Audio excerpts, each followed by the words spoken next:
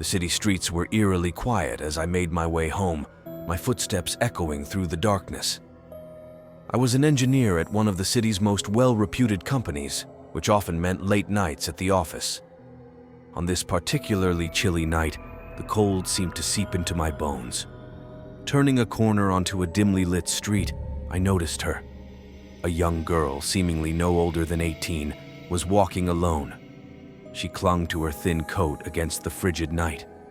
Concern pricked at me, and I approached her. "Are you all right?" I asked, my breath forming wisps of vapor in the frosty air.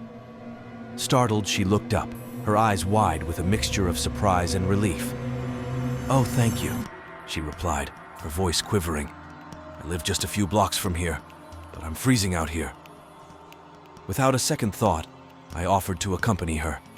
We fell into step together, two strangers united by the late hour and the biting cold. Our conversation flowed effortlessly as we walked, sharing stories about our day.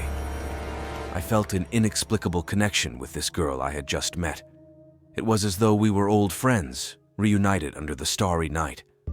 We discussed the challenges of my job as a software engineer, the long hours, and the constant pressure to meet project deadlines. Then, as if choreographed by fate, a sudden gust of icy wind swept through the deserted street. I turned to check if the girl was still beside me, but she had vanished into thin air. A shiver ran down my spine as I looked around in disbelief. Without wasting a moment, I sprinted towards my house, my heart pounding with fear. It took me a tense 10 minutes to reach safety, and I hastily locked the door behind me. My mother, alarmed by my panicked state, demanded an explanation. I recounted the surreal encounter, describing the girl I had walked with and the inexplicable manner in which she had disappeared. My mother's face turned ashen as she listened to my tale. "What's wrong?" I asked, my concern deepening. My mother took a deep breath before responding. "The girl you saw tonight, she died earlier today in a tragic accident not far from here." I couldn't believe my ears. "How is that possible?"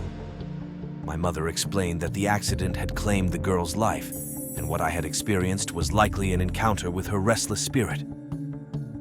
It was a revelation that left me in awe, and I couldn't help but ponder the mysteries of life, death, and the inexplicable connections that sometimes bridge the two realms.